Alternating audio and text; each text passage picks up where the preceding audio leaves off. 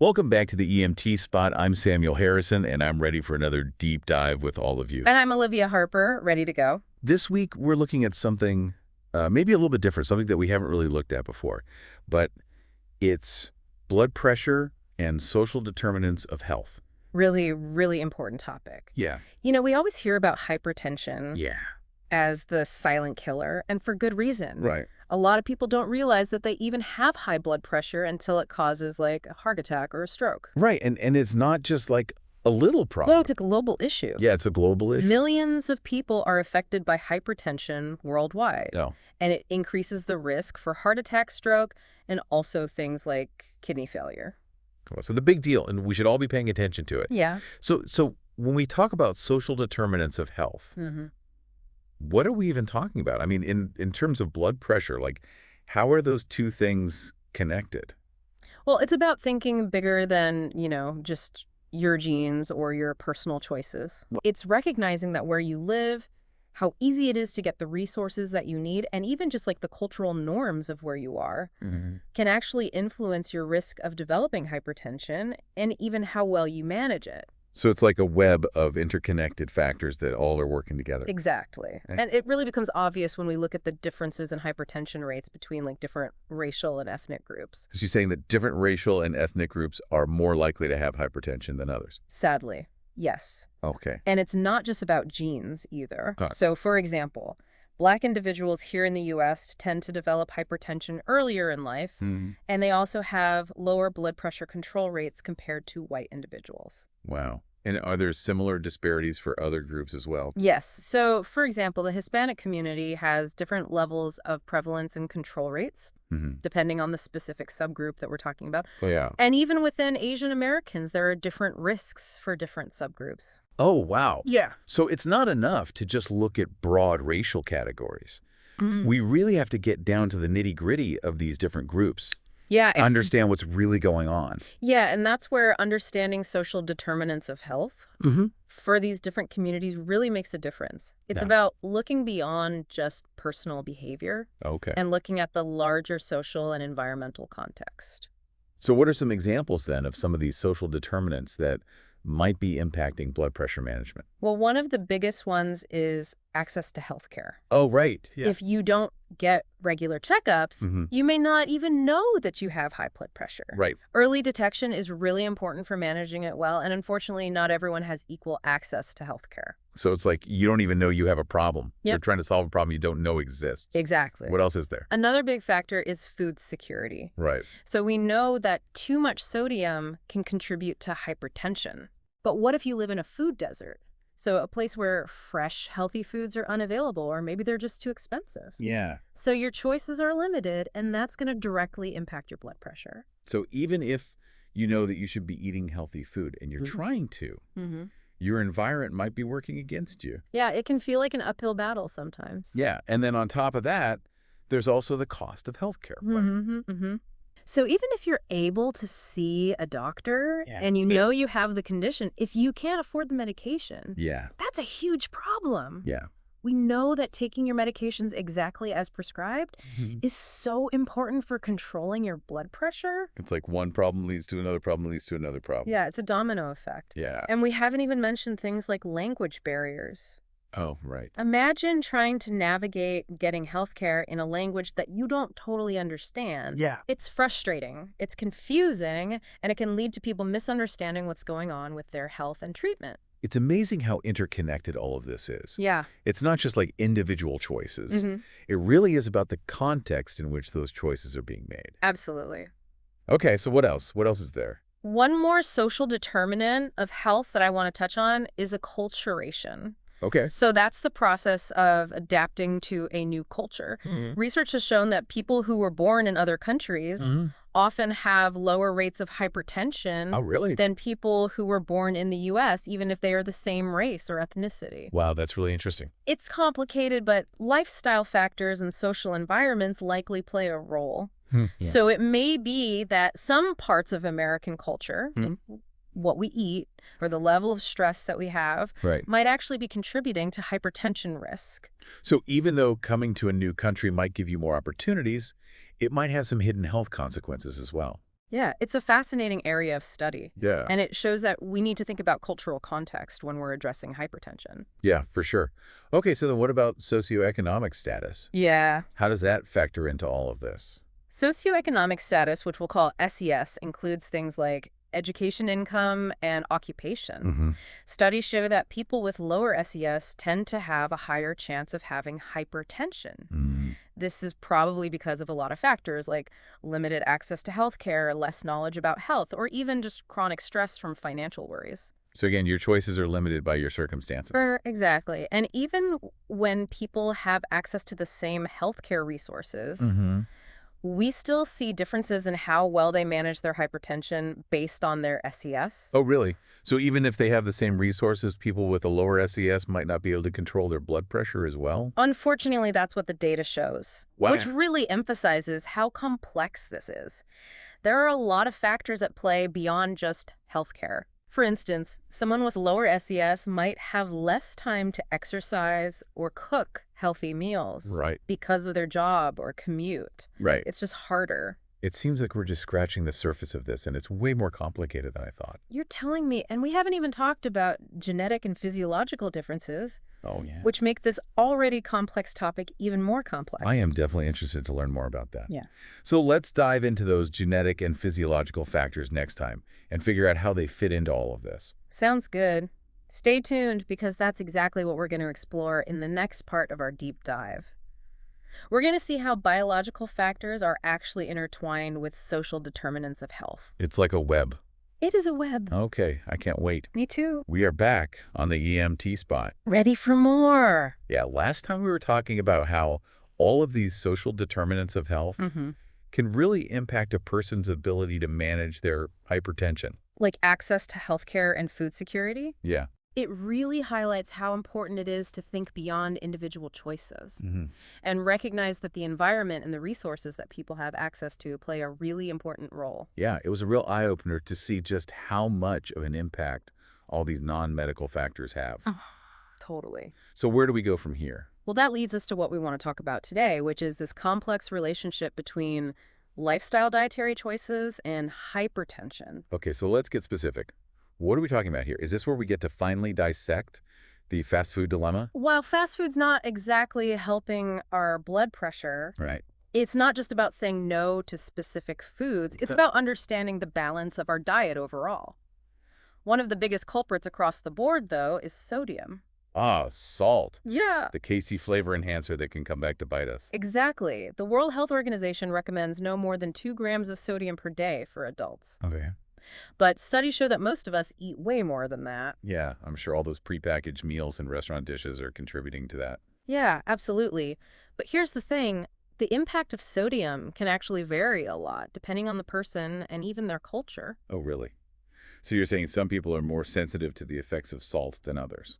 Yeah, for instance, some East Asian populations tend to be more sensitive to salt, and a lot of traditional East Asian foods are high in sodium, so that creates a higher risk of hypertension. So it's like a double whammy. Yeah, basically. That makes managing blood pressure even more difficult for those folks. It does, and it really shows why it's so important to tailor dietary recommendations to each person, taking into account their individual sensitivity and cultural preferences. So personalized care is key. Exactly. A one-size-fits-all just doesn't work. Makes sense.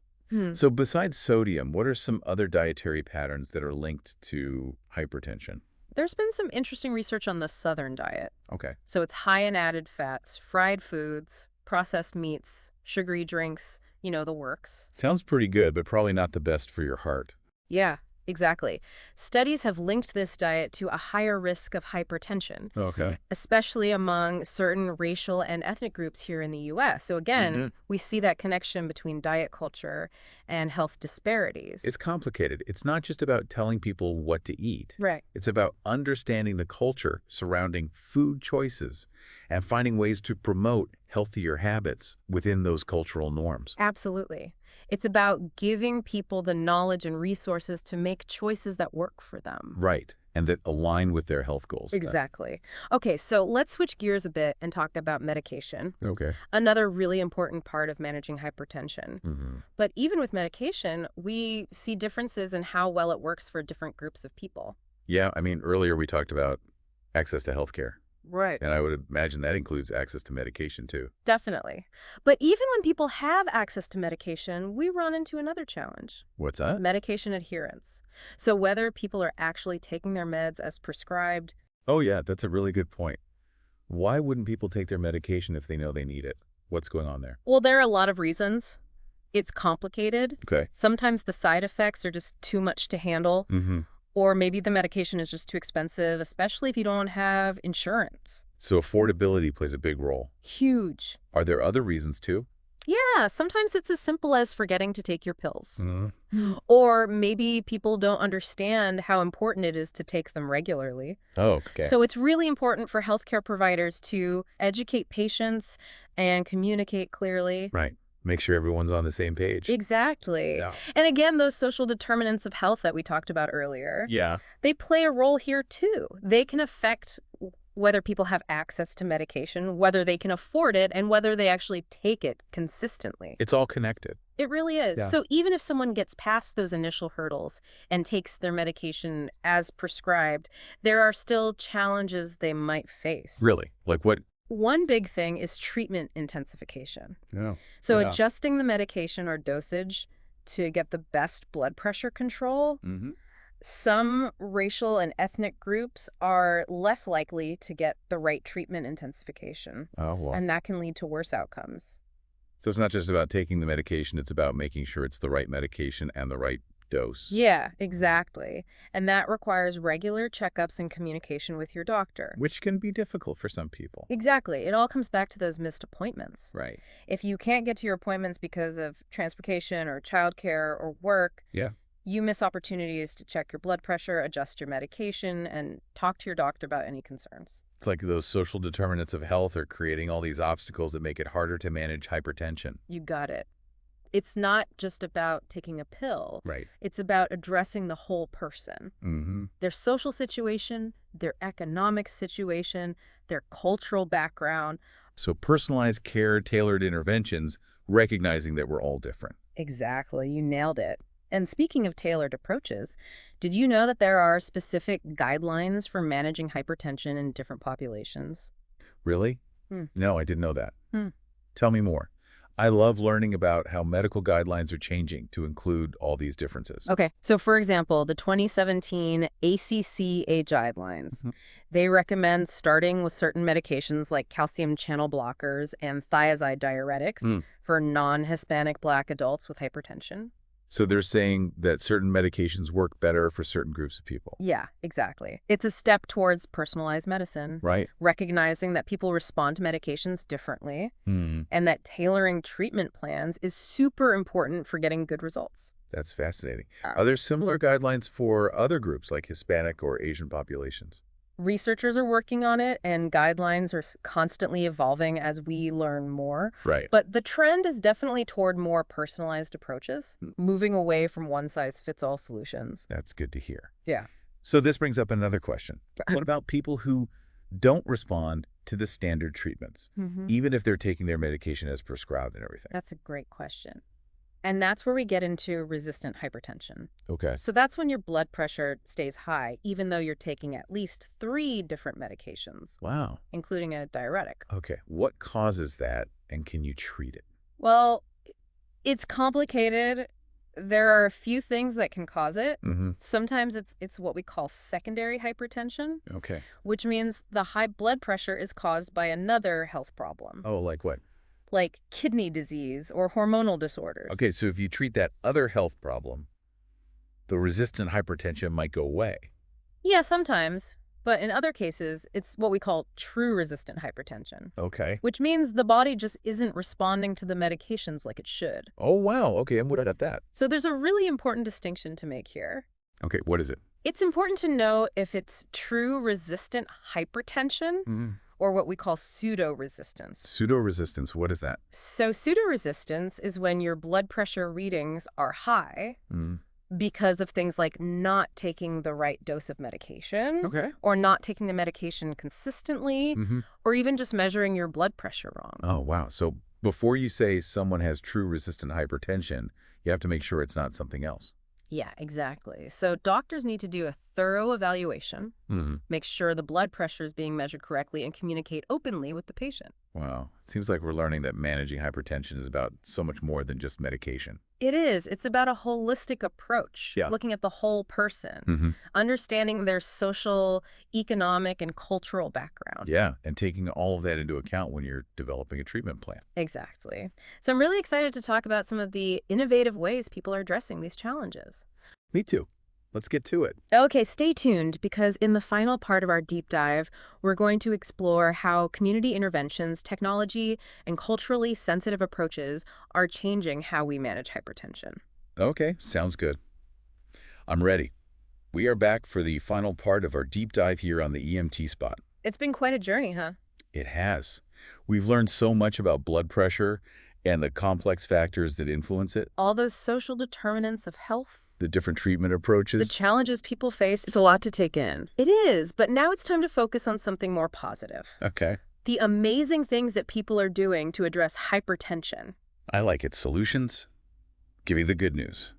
What are some of these approaches that are actually making a difference? Well, community-based interventions are showing a lot of promise. Okay. They're all about recognizing that healthcare isn't just about hospitals and clinics. Right. It's about meeting people where they are in their communities and addressing the specific challenges they face. So it's about bringing healthcare to the people. I like that. What are some examples? One really cool example is the Los Angeles barbershop blood pressure study. Okay. They realized that barbershops are really important in a lot of Black communities. Right. Yeah. So they train barbers to measure blood pressure Mm-hmm. and connect their clients with pharmacists for follow-up care. That's a really good idea. Did it work? It was super successful. Right. The men who participated had much bigger drops in their blood pressure Wow. compared to those who received regular care. That's amazing. It just shows that using existing community structures and relationships can really improve health outcomes. Yeah, it's like using a support system that's already there. Exactly. And what other examples? Another great example is the Wayne Health Mobile Unit program in Detroit. Okay. They bring healthcare services directly to underserved communities. Oh, wow. They offer hypertension screenings, education, and connections to follow-up care. So they're removing those barriers to access. Exactly. And it's not just about traditional methods either. What else is there? Technology is also playing a big role in helping people manage their hypertension. Oh, interesting. How so? Well, even something as simple as text message reminders to take medications can make a difference. Oh, yeah, I could see that. Studies have shown that those reminders can really help people remember to take their meds. Especially for younger people who are always on their phones. Exactly. It's like having a little healthcare buddy in your pocket. I like it. What else? There's also remote blood pressure monitoring. Oh, right. Yeah. So for people who live in rural areas or have trouble getting around, Mhm. they can check their blood pressure at home and send the readings to their doctor electronically. That's great. So they don't have to travel as much. Exactly. And technology isn't just about gadgets. What else is it about? It's also about using social media and online communities Okay. to raise awareness, share information, and create support networks. Right, because online communities can really help people feel connected and supported. Absolutely. And sometimes the best approaches aren't high-tech at all. Oh, really? What do you mean? Sometimes the most effective interventions are rooted in cultural understanding and community traditions. Okay. I'm listening. Tell me more. Well, there's been some amazing work with faith-based interventions, Mhm. especially in immigrant communities. Okay. They recognize how important faith is in many cultures, Right. and they provide counseling on lifestyle and diet changes within that context. So it's about meeting people where they are, not just physically, but also culturally and spiritually. Exactly. It's about making those changes feel relevant and meaningful. I see. And it sounds like it's been really successful. It has. And another approach that's gaining popularity is peer navigation programs. What are those?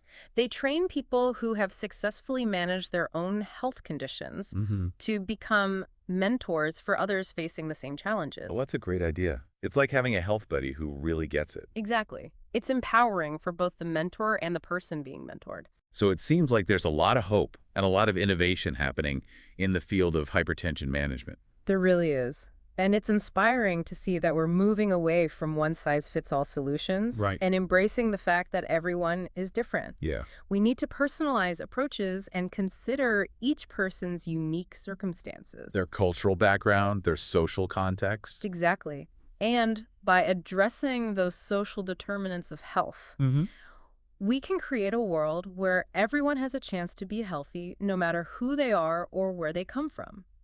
It's been a truly eye-opening experience exploring this complex issue with you. I agree. But remember, the conversation doesn't end here. Right, we want our listeners to keep thinking about this. Think about your own community. What can you do to help raise awareness about hypertension? Maybe there's a local barbershop or community center where you could volunteer. Or maybe you could just learn more about social determinants of health and how they affect you and the people around you. Every little bit helps. Even small actions can make a difference. And that's a wrap for this week's deep dive into emergency medical care here on the EMT Spot. I'm Staniel Harrison. And I'm Olivia Harper. Be sure to subscribe, like, comment, and share this podcast with your friends. We'll be back next week with another deep dive into a critical topic in emergency medical care.